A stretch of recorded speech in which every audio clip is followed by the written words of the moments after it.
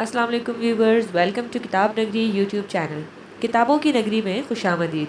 मैं हूं आपकी होस्ट जिया खान और आज मैं आप लोगों के लिए लेकर आई हूं दिल किराए के लिए खाली नहीं है कि एपिसोड नंबर 6 को लेके, जो कि तहरीर है लाइबा नासिर की।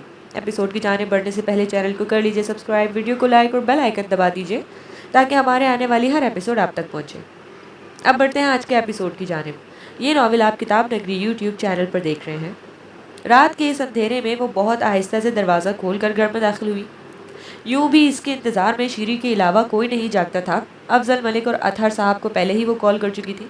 दबे कदमों अंदर दाखिल होकर इसी एहतियात से दरवाज़ा बंद किया। अपना बैग डाइनिंग टेबल पर रख कर वो डायरेक्ट किचन में आई। सिंक में ही हाथ धोकर अपना खाना निकाल कर वो बाहर लॉन की जानिब बढ़ रही थी जब सिद्रा बेगम की आवाज़ पर इसके कदम थप से गए। ये कबाब भी हैं, तुम्हारे लिए रखे थे। इसकी जानिब कबाब का प्लेट बढ़ाती वो नरमी से बोल रही थी। इसकी आंखों में एक पल को चमक उभरी। इसने बिना कुछ कहे इनके हाथों से प्लेट ले ली। दिल में खुशी से हुई कि इन्हें कम अज़ कम ये तो पता है कि वो खाने के साथ कबाब ज़रूर लेती है। शीरी ने तुम्हारे लिए ही बनाए थे। इनके अगले जुमले ने इसके दिल में चलने वाली खुशी के इस वाहिद दिए को और इसकी आंखों की चमक दोनों को लम्हे में बुझा दिया। मतलब ये कबाब आप भी शीरी ने ही इसके लिए तैयार किए थे? वो फीका सा मुस्कुरा कर आगे बढ़ गई। वो खोए खोए अंदाज में इसकी गुलाबी सूरत देख रही थी। ब्लू जीन्स पर ऑफ वाइट कुर्ती, काले सिल्की बालों की ऊंची पोनी बनाए वो इसके हरकत करने पर हिलती थी। बहुत प्यारी लग रही थी। किसी भी किस्म की आराइश से पाक चेहरा और इस पर इसकी मुड़ी मुड़ी खमदार पलकें। इनके दिल में एक लम्हे को खौफ सा महसूस हुआ। वो वाकई बहुत प्यारी थी। दिल में उठे खौफ के तहत वो बेख्तियार पूछ बैठी थी, इतनी रात में अकेली आई हो? इनके अगले जुमले पर फ्रिज से पानी की बोतल निकालते इसके हाथ पल भर को तम से गए। ताया जान को कॉल कर दी थी और भी कोई इंतजार करता है मेरा? आंखों में ढेरों शिकवे लिए वो इनकी जानिब देखती हुई बोली। दिल में हसरत सी थी कि एक बार इसे गले लगा कर ये कह दें कि हाँ, तुम्हारी मम्मा तुम्हारा इंतजार करती हैं। मैं जानती हूँ आपको शीरी के बनाए कबाब की फिक्र होगी कि कहीं वो यूं ही ख़राब ना हो जाए। फिक्र नहीं करें, कल से मना कर दूंगी इसे ये बनाने। कुछ लम्हे वो वहीं खड़ी रही, इन्हें देखती रही। वो कुछ नहीं बोली तो वो हंसती हुई टेबल के खाने की ट्रे उठाए और एक हाथ में पानी की बोतल लेके लॉन की जाने बढ़ गई। ना जाने क्यों, लेकिन इन्हें इसकी हंसी खोखली लगी। ढेरों आंसू अपने अंदर जज्ब करती हुई, मुझे माफ़ कर दो बेला।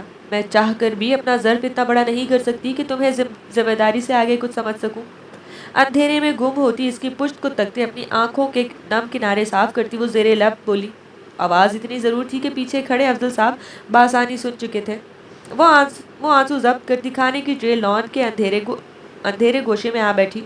बेंच पर खाने की ट्रे रखकर लबों पर मुस्कुराहट लिए चेहरा ऊपर की जानिब उठाए वो आंसू अंदर उतारने की कोशिश कर रही थी। जैसे अगर आप कह देती कि आप मेरा इंतज़ार कर रही थी, झूठ ही सही, मैं कभी आपको इंतज़ार की खौफ में मुब्तला नहीं होने देती। आंखें मूंद कर वो हल्का सा हंसी थी जब इसे महसूस हुआ कि इसके बिल्कुल पीछे कोई आकर बैठा है। मुझे पता था तुम जाग रही हो मेरे लिए। सॉरी शीरी, आज कुछ ज़्यादा ही लेट हो गई थी। यार, मेरा कोई कॉन्ट्रैक्टर भाग गया है। मैंने कुछ किया भी नहीं था। अब फिर से नया मैनेजर ढूंढना पड़ेगा। इतनी कम सैलरी में दोबारा कैसे मैनेजर ढूंढूंगी शीरी? तुम हमारे घर पर पड़े गुर्बत की इस मशीन को बोलो ना मेरे पास मैनेजर लग जाए। करते ही क्या है वो सिवाय ख्वाह मख्वाह रोब झाड़ने के। मासूमियत से इसे शीरी समझकर इसे अपने मसाइल बताती वो आंखें मूंद कर ही दोनों बाजुएं इसके गिर्द लपेटती इसकी गोद में खड़ा छुपाने की कोशिश करने लगी। शीरी के नर्म और नाजुक वजूद के बजाय एक मजबूत वजूद को महसूस करती वो झट से आंखें खोलती बेयकीनी से इसे देखने लगी। वो सपाट चेहरे के साथ इसे देख रहा था। वो अंदाज़ा नहीं लगा सकी कि वो इतने गुस्से में है। आप यहाँ क्या कर रहे हैं? वो तकरीबन चीखती हुई खड़ी होने की कोशिश करने लगी, लेकिन मुकाबिल शायद अब इसे अपनी गिरफ्त से आज़ाद करने के मूड में नहीं था। इस पर अपनी गिरफ्त मजबूत करते वो आंखों में गुस्सा लिए गुर्बत की वो मशीन इसे ही देख रही थी। छोड़े मुझे। वो पहली बार यूं झिझक कर बोल रही थी। वो महफूज हुआ, लेकिन चेहरे से कोई तासुर दिए बगैर इसकी कलाई मजीद मजबूती से थामे उठ खड़ा हुआ। इसकी मजबूत गिरफ्त होने की वजह से वो भी झटके से इसके साथ लगी खड़ी हुई। इतनी रात में वापस क्यों आई हैं आप? और कितनी बार कहा है आपसे रात के इस पहर लॉन में ना आया करें? धीमे सरगोशी नुमा लहजे में संजीदगी से कहते वो बगौर इसका सुर्ख पड़ता चेहरा देख रहा था। जुलाइमी में कुछ देर पहले पहले किए अमल का नतीजा था। मैंने पहले भी कहा है, मैं आपने किसी भी अमल के लिए आपको जवाबदेह नहीं हूँ। वो इसकी गिरफ्त में मचलती दबी दबी आवाज़ में चीखती थी। और मैं कह रहा हूँ, मैं आपसे ही जवाबदेही करता रहूँगा। अब बताएं, इतनी रात को वापस क्यों आई हैं? हालात का इल्म नहीं है आपको? आपका छोटा सा पोगो आपकी हिफाजत के लिए काफ़ी है क्या? اس کے دونوں ہاتھ پیچھے کی جانب کیے مسلسل اپنی گرفت مضبوط کر رہا تھا۔ چھوڑیں مجھے، میری حفاظت آپ کی ذمہ داری نہیں ہے۔ تکلیف کے باعث اس کی آواز رون سی گئی۔ سوری کہیں۔ اسے کچھ نزدیک کرتے وہ سنجیدگی سے بولا، آپ کے دماغ کی وائرنگ میں کوئی خرابی ہے؟ میں کیوں سوری کہوں آپ سے؟ خود کو اس کی مضبوط گرفت سے آزاد کروانے کی صحیح کرتے وہ اس وقت کو کوس رہی تھی جب بغیر دیکھے اسے شیریں سمجھ کر خود ہی مصیبت کو آواز دی تھی۔ بہت سی وجوہات ہیں، کبھی فرصت میں بتاؤں گا، ابھی تو بس آج کی بدتمیزی کے لیے۔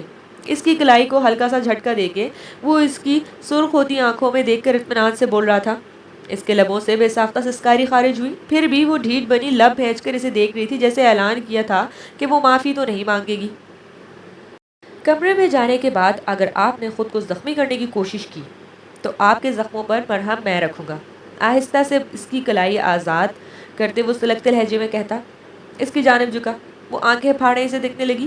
اور یقین کریں میرا انداز آپ کو بالکل پسند نہیں آئے گا۔ اس کے بازوؤں پر عین ان نشانات کے مقام پر لب رکھتے وہ مسکراہٹ دبائے اس کا غصہ اور شرمندگی سے سرخ پڑتا چہرہ دیکھ رہا تھا۔ جنگلی وحشی انسان ہیں آپ، بلکہ انسان بھی نہیں وحشی درندے ہیں۔ وہ خف سے سرخ پڑتے پوری طاقت لگا کر اسے پیچھے کرتی نم لہجے میں چیخ کر بولی، اور کچھ سمجھ نہیں آیا تو سامنے رکھے سالن کا پیالہ اٹھا کر اس کے سر پر الٹ کر زور زور سے اس کے سینے پر وہی پیالہ مارنے لگی۔ وہ اطمینان سے کھڑا اسے اپنی سفید شرٹ پر سالن کا وہ پیالہ برساتے دیکھ رہا تھا جو ہاتھوں کی پشت سے مسلسل آنسو صاف کرتی روتی ہوئی پوری طاقت لگا کر اسے مار رہی تھی۔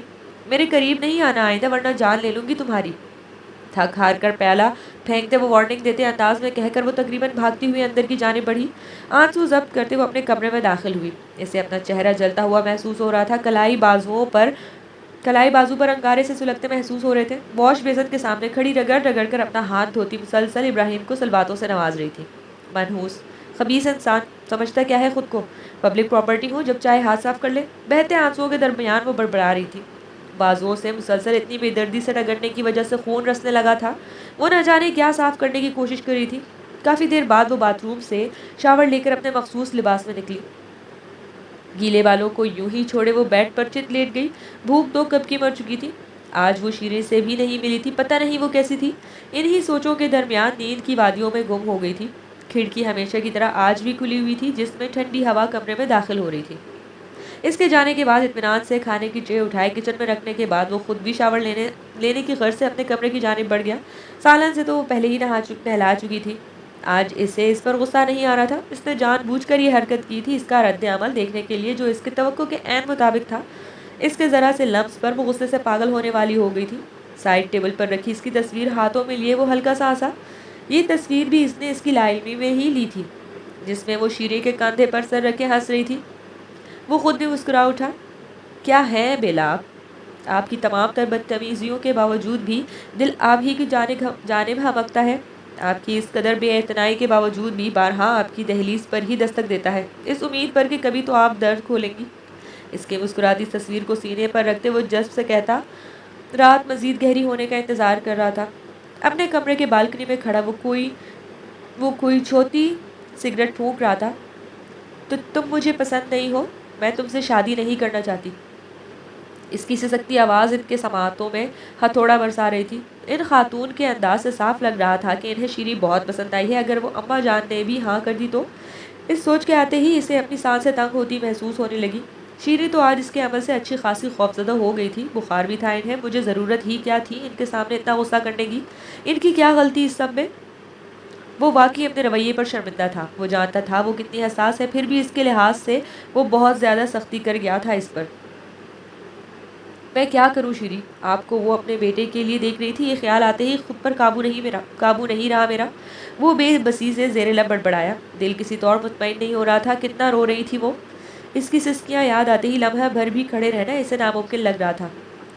مجھے درد کتنا سہم گئی تھی وہ اس کے اس طرح پکڑنے پر۔ بے بسی سے ضبط کے گھونٹ بھر کے رہ گیا۔ کتنا بے بس کر گئی ہیں آپ مجھے شیریں، وہ کرب سے کہتا آسمان کی جانب دیکھتا گہری سانس لے کے رہ گیا۔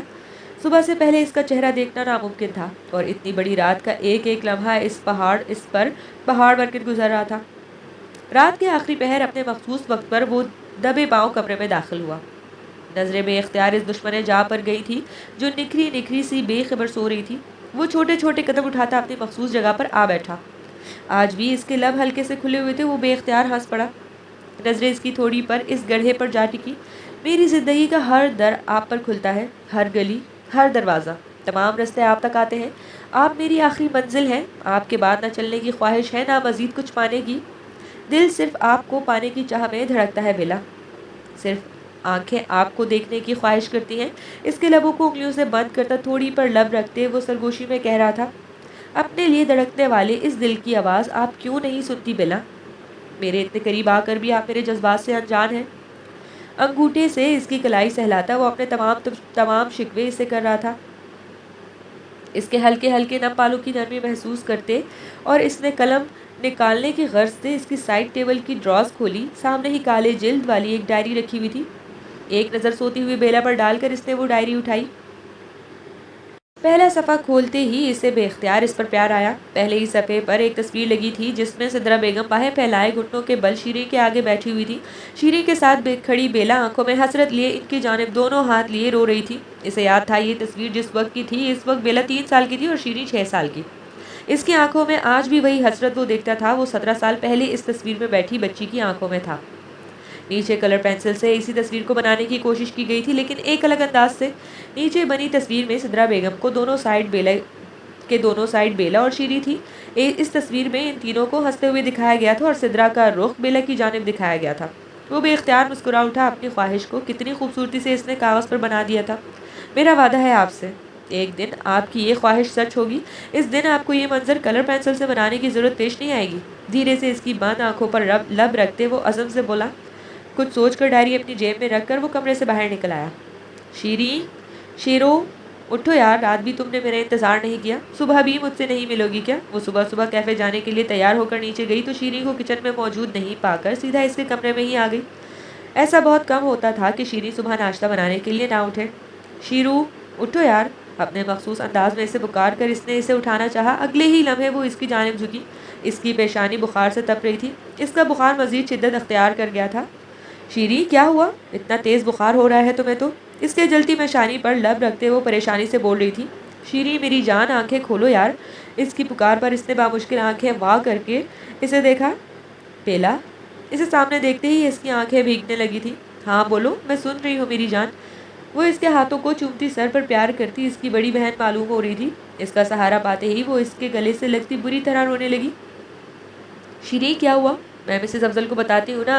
ابھی ڈاکٹر کو دکھائیں گے، ٹھیک ہو جاؤ گی تم. اس طرح رو نہیں پلیز. رکو، میں زوار کو بلا لیتی ہوں. نرمی سے اسے بہلاتی وہ اسے دلاسا دے رہی تھی. نہیں، زوار نہیں. وہ روتی ہوئی نفی میں گردن ہلانے لگی. اچھا تم لیٹو، ابھی آتی ہوں. اسے احتیاط سے لٹا کر وہ تیزی سے سیڑھیاں پھلانگتی نیچے آئی. بیلا، آ جاؤ بیٹا، آج شیریں بھی نہیں آئی ابھی تک ناشتے پر. اطہر ملک نے اسے دیکھ کر اسے اپنے پاس آنے کا اشارہ کیا. مسز افضل، وہ شیریں کو بہت تیز بخار ہو رہا ہے. کچھ بول بھی نہیں رہی، صرف رو رہی ہے. وہ اطہر ملک کے قریب آ کر سدرا بیگم سے مخاطب ہوئی. زوار نے بے چینی سے اس کی جانب دیکھا. اسے ایک بار پھر شرمندگی نے آ گھیرا تھا. اماں جان، سیڑھیاں نہیں چڑھ سکتی، تم آؤ میرے ساتھ. بیلا کو اپنے ساتھ آنے کا اشارہ کرتے وہ خود بھی اس کے کمرے کی جانب بڑھا. بیڈ پر وہ سیدھے سد سی پڑی تھی. شیریں، کیا ہوا ہے آپ کو؟ یہاں دیکھیں. وہ اس کی حالت پر تڑپ کر رہ گیا. تو تم جاؤ پلیز. اپنا آپ پوری طرح کمفرٹر میں چھپاتی وہ نم لہجے میں بولی.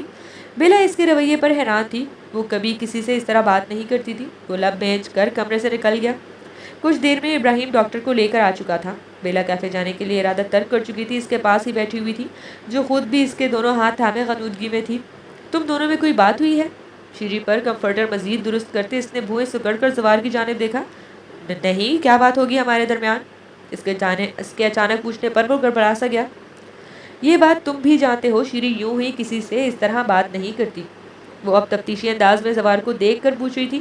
کوئی بات نہیں ہوئی ہے بیلا، طبیعت خراب ہے ان کی بس. اس نے اسے مطمئن کرنے کی کوشش کی. وہ مطمئن تو نہیں ہوئی لیکن اس بات میں سر ہلا کر رہ گئی. تم بیٹھو اس کے پاس، میں کچھ لے کر آتی ہوں اس کے کھانے کے لیے، پھر میڈیسنز بھی دینی ہے. ہاتھوں کی پشت شیریں کی پیشانی پر پھیرتے وہ اس کا خیال رکھنے کی تلقین کرتی کمرے سے نکل گئی. وہ پرسوچ انداز میں اس کا کمفرٹر چھپا وجود دیکھ رہا تھا.